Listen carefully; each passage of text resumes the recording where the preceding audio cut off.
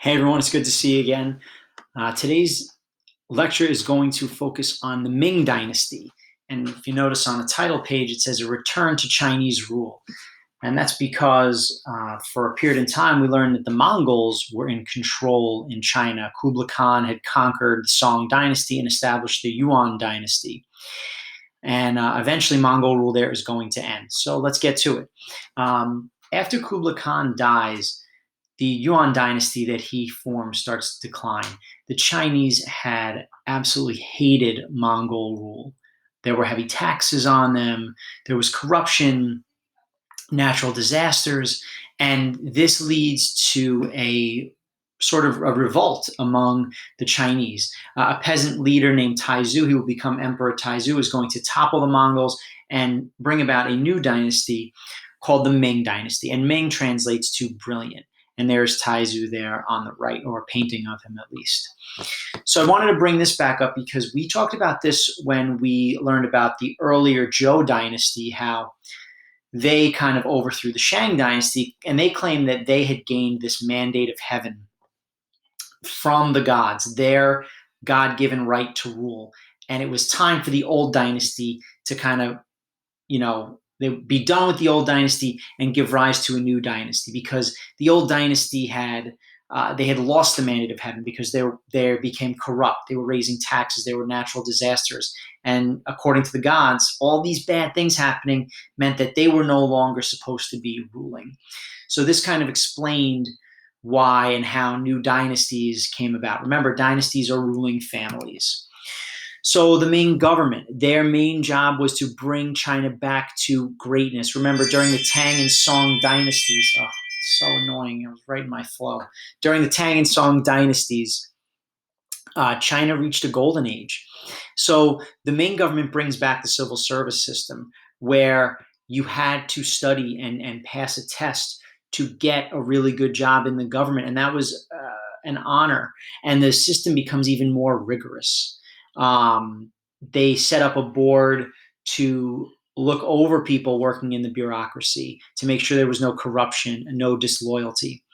The emperor during the Ming Dynasty actually ruled with a secret police force, and many people are arrested or killed for treason. The one thing that the Ming Dynasty, well, not the one of the things they're known for is expanding the capital of Beijing and creating this forbidden city, which was a palace and a temple complex that was really only meant for the emperor. Even the emperor's family was not always allowed into this place. There's a painting of it on this slide. I'm going to show you some pictures of it. Now it's in the 1920s. It was opened now as and it still is today, as a tourist attraction. It's a museum of sorts. So that's a beautiful walled city. Just kind of really shows the splendor of Ming architecture, that Buddhist kind of style, the pagoda style that we learned about. All right, so the economy thrives under the Ming Dynasty. The population of China is around 100 million.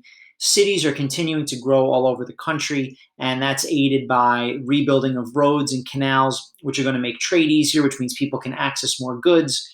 And again, cities will grow. What we know about the Great Wall of China, not really what we know, but what we see of the Great Wall of China today, was really built by the Ming. They helped rebuild the wall. If you look at that map, in the north, and I'll show you right here, because again, they were still worried about the Mongols. Just because they had toppled, after Kublai Khan's death, the Mongols, they were still a threat.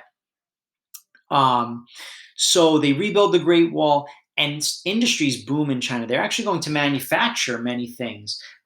Porcelain becomes the most highly valued export. Beautiful white porcelain with blue dye that they got from the Middle East. But paper, other tools, books, and this technology is going to slowly spread to the West. Here are some of the rice fields, the terrace farming. You can see these little steps cut into the ground. Now, I showed you a picture of that during the Tang and Song dynasty. The Ming are going to continue to use that technique, which is going to allow them to grow more food and supply a larger population. Here's a cool picture of the Great Wall. This is part of the Great Wall that was built by the Ming. All right, so culture, guys, is going to flourish during the Ming Dynasty. They're going to bring back the art and literature of the Tang and Song dynasties that were kind of all really the achievements kind of stop under Mongol rule. So you get the landscape paintings, the blue and white porcelain as you see there, classical poetry written by Confucian scholars, and Ming writers not only kind of taking poetry to the next level, actually writing books, novels for people to read. Continued advances in math and science, use of the abacus, which on the bottom right, I'll move my screen. That's an example actually of an older abacus.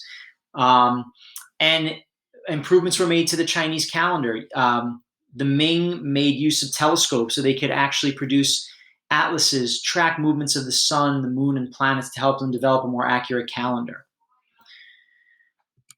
Okay. What the Ming are really, really known for is using their resources to help explore the seas. Ming emperors are going to send Chinese fleets into the waters to really explore, but also really to trade.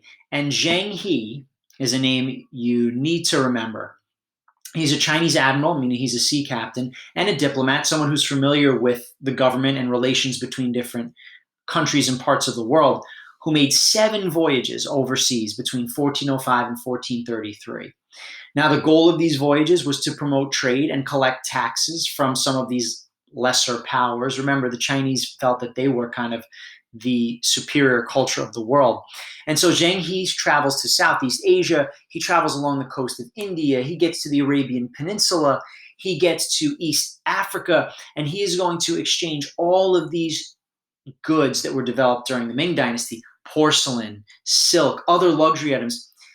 And he's actually going to bring things back to China. He's going to bring back some exotic animals for the imperial zoo in China, which is kind of interesting. Things like giraffes and whatnot, which are not native to China, would make their way back to the country because of Zheng He's voyages. But the purpose of the journey is also twofold. It's also to kind of convince a lot of these people that, hey, we are the supreme culture of the world, right? We are the best, and here's what we have to offer. Here's what makes us so great. And that right there is a statue of Zheng He. Here is a cool map of the 7 voyages that he took in the years. So you can see all the places that he had gotten to. We'll just highlight a couple. You can see here again, here's the Arabian Peninsula, right? Here's India, and here is the east coast of Africa. 7 different voyages, which is pretty impressive, during this time when, guys, you're not talking about GPS in boats, right? Not all the technology exists that makes it really easy to get from one place to another. We do know that the Chinese built really great ships, the junk ship, which included a rudder, which made it easier to navigate. And we do also know that they were the inventors of the compass, which at least helped with direction. So they had some advantages for sure. This is a pretty cool graphic. I thought this was awesome. It actually shows all of the journeys of Zheng He.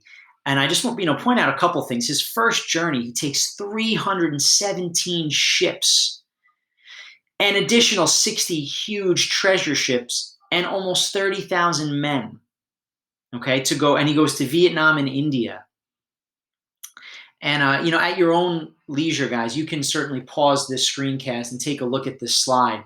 But you'll see his last journey ends in 1433. That is when Zheng He dies. And what the Ming do next is kind of interesting. The emperors make a curious decision. In 1435, the Ming emperor suddenly banned the building of giant ships that were meant for sea travel. Any ship that had more than 2 masts was banned. They felt that the fleets were costly. They didn't make them any money. And, the Ming see this revival of Confucian thought.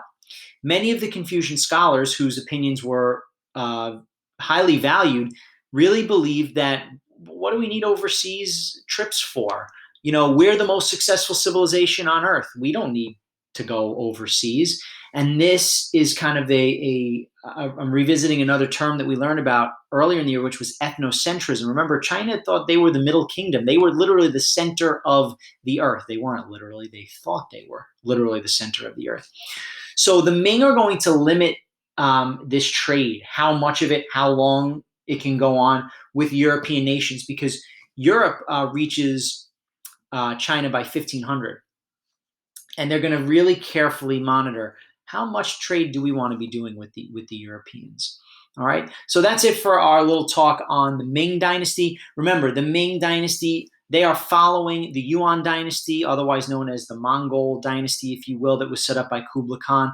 And they are going to rule for a little while until we get to, of course, yet another dynasty that is going to claim the mandate of heaven and come into power, and that is the Qing Dynasty, but we're not there yet.